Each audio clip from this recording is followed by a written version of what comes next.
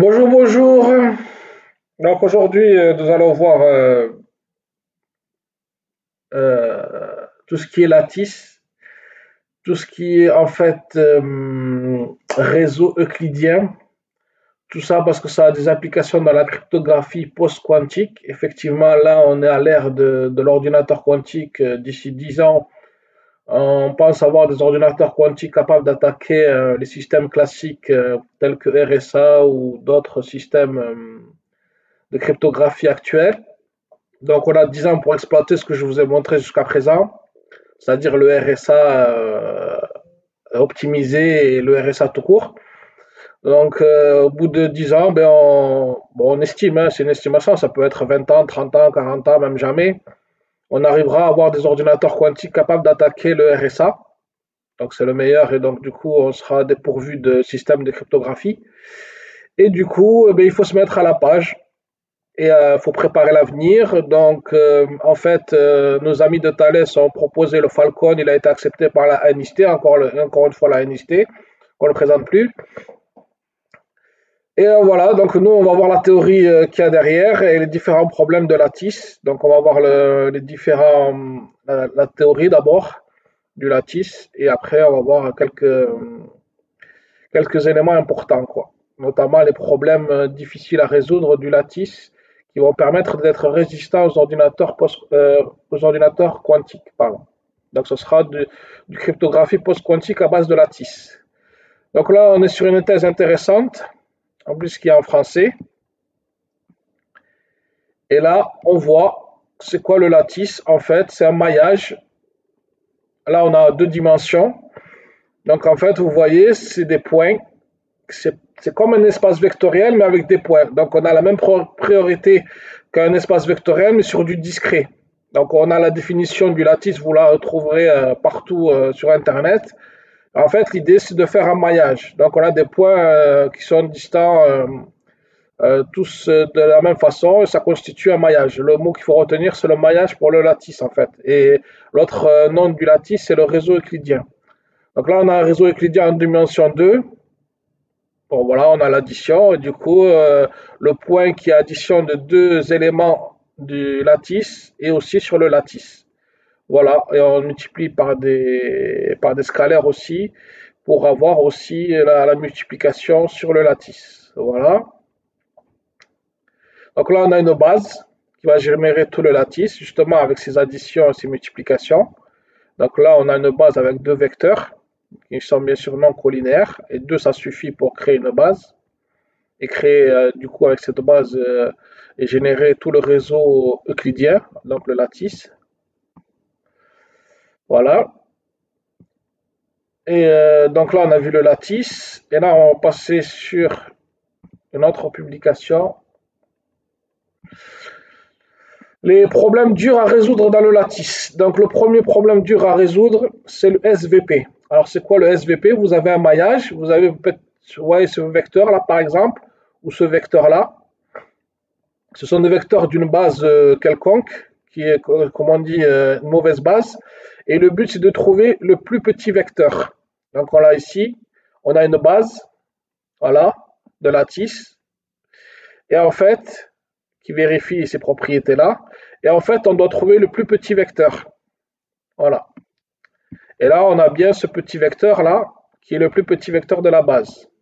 Et ça, c'est un problème dur à résoudre si on a une mauvaise base. Voilà. Et on verra comment obtenir ce vecteur-là avec des algorithmes intéressants. Donc ça, c'est le premier problème dur à résoudre dans le lattice qui va nous permettre de faire du déchiffrement de la signature et autres opérations de cryptage. Bon, pour l'instant, c'est simple.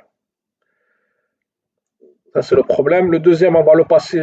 Bon, c'est pas forcément intéressant. On va voir.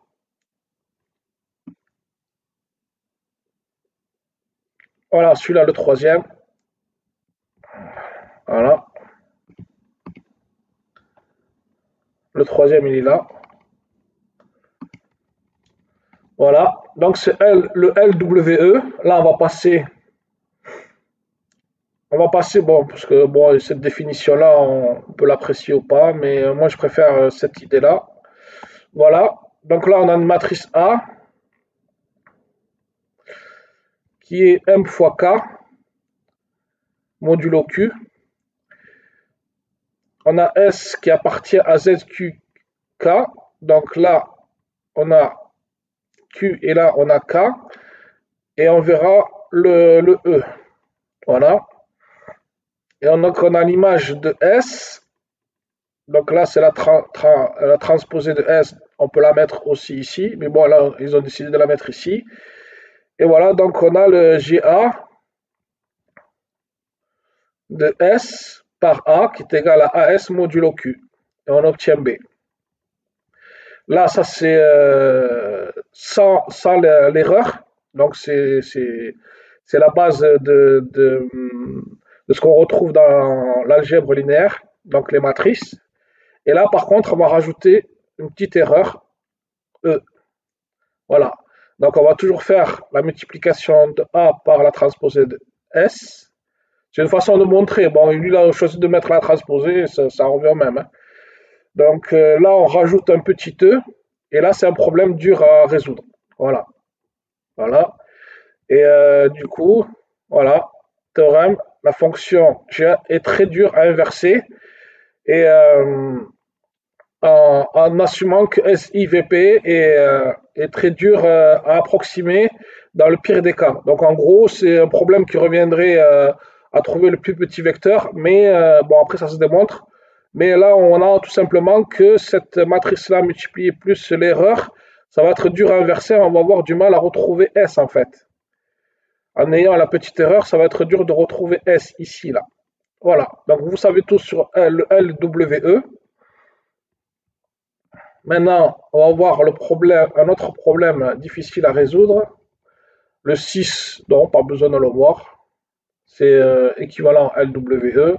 Donc là, on voit une variante de LWE, une variante de 6. Et là, on va voir, le plus important, c'est interru. Pourquoi on parle du problème 7, problème d'interru? Parce que c'est celui qui est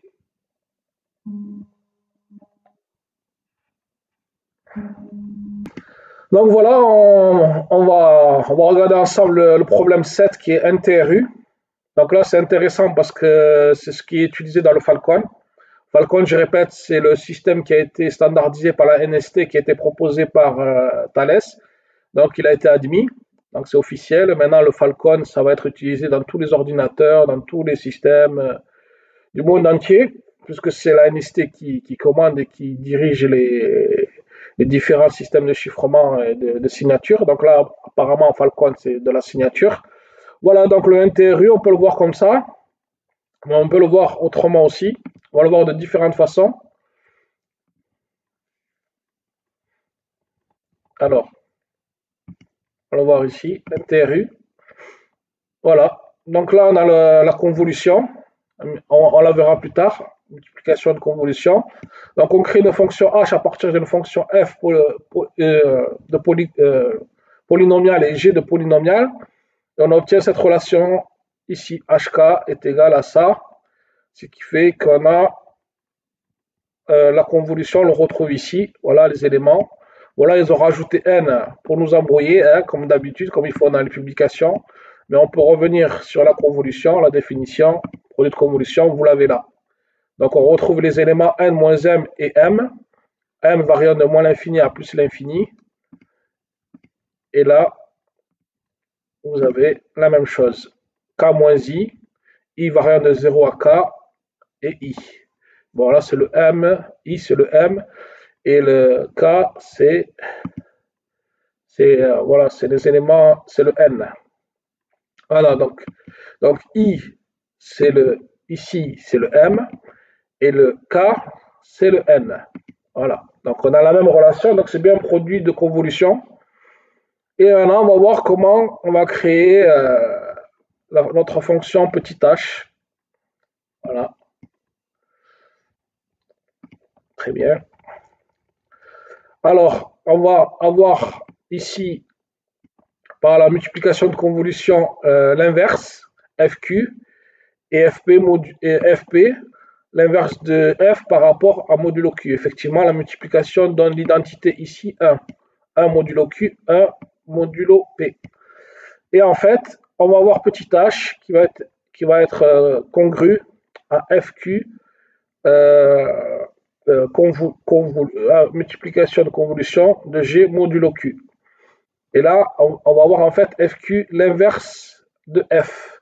Donc ici, c'est comme si on avait h est égal congru à g divisé par f. Et on va voir si on a bien la même formule ici dans notre thèse. Voilà, on a bien g divisé par f modulo q. Donc on donne h est égal à g divisé par f ou g multiplié par l'inverse de f modulo q. Donc ce serait g fois f de q, fq, l'inverse modulo q de f. Donc on donne h et f et g, bon ça on peut le... Bon, c'est échantillonné, donc c'est échantillonné. Bon, ça c'est ce que rajoute la publication. On pourra encore une fois embrouiller les gens qui lisent les publications, donc je trouve pas ça correct. Et en fait, on voit typiquement dans cette publication qu'on parle pas forcément de distribution ou d'échantillonnage. Donc la définition c'est ça quoi en fait. H, on donne H et il nous faut trouver F. C'est bien ça, on vérifie. On donne H, ouais, voilà, soit G, soit F, voilà, tout à fait. Voilà. Donc là, on va continuer la publication ici de NTRU. Et qu'est-ce qu'ils nous disent? Mais comment on va chiffrer? On va chiffrer en donnant en fait un E qui va être égal à ça. Phi appartient au lattice, c'est-à-dire les polynômes qui sont générés par le lattice. Et bon, H, on le connaît. Voilà, donc H est donné. Et M, c'est le message. Voilà. Donc, on a E qui est connu et ça va être le chiffré. Voilà, et pour déchiffrer, on va commencer par faire A congru à F, parce que F, du coup, on l'a, c'est la clé privée. Voilà. On va multiplier par E qui est ici. Et qu'est-ce qu'on va obtenir? On va obtenir que A fois A qui est congru à F, multiplication de convolution de E, ça va être égal à ça. Modulo P ici, ce terme va disparaître. Et il va nous rester F fois M. Donc là, on l'a là. Donc, on a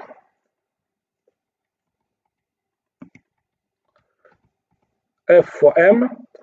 Et du coup, eh en multipliant par F de P, comme F de P c'est l'inverse de F, on aura M, tout simplement.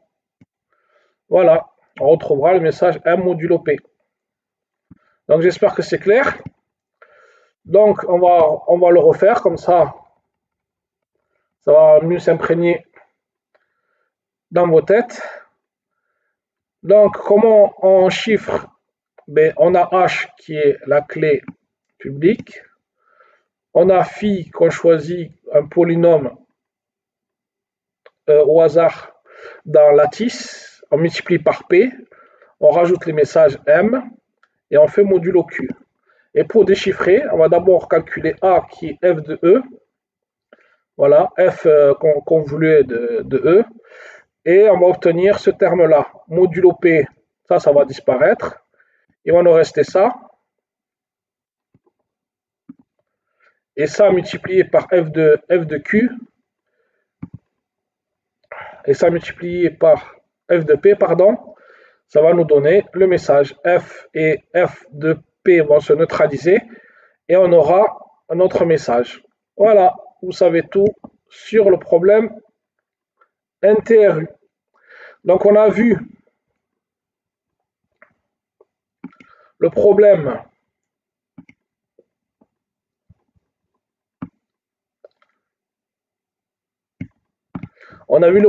SVP. Voilà. Qui est la recherche du plus petit vecteur du lattice avec les conditions qu'on a là. On a vu le problème LWE, voilà, et on a vu le problème, bon, la LWE, on peut le revoir dans ici, voilà, c'est plus clair ici. Vous avez la matrice A, vous avez le vecteur E et le transposé de S et le vecteur B. Et donc, inverser ça, retrouver S, c'est très difficile. Voilà. Donc, LWE, on peut générer des cryptosystèmes à base de LWE. Justement, le problème est difficile, donc on va voir comment on peut chiffrer et déchiffrer. On ne va pas le voir ici, mais peut-être dans une prochaine vidéo. Mais l'essentiel, c'est de voir le dernier problème, qui est le problème NTRU, voilà, ici. Donc là, on a G divisé par F, mais on peut dire G multiplié par l'inverse de F, par la convolution. Et on a vu comment on chiffrait et déchiffrer. Voilà, merci d'avoir suivi cette vidéo sur les lattices et sur les réseaux euclidiens et pour les cryptographies. Donc je vous rappelle que le NTRU, on l'a vu ici, le problème plus le chiffrement et le déchiffrement, et que pour le Falcon, on utilise NTRU pour la signature. Voilà, donc il nous reste à regarder l'échantillonnage, il nous reste à regarder les autres éléments de Falcon du NTRU. On peut les avoir ici. Bon, je vous dis au revoir, donc je ne vois pas pourquoi je continuerai. Donc là, la vidéo fait 16 minutes, c'est très bien. Donc voilà, donc on a vu NTRU, on a vu SVP, on a vu LWE, les erreurs, tout ça, le bruit. Donc on a vu les différents problèmes de lattice, on a vu la théorie sur lattice, on a vu en détail comment chiffrer et déchiffrer avec NTRU, c'est super.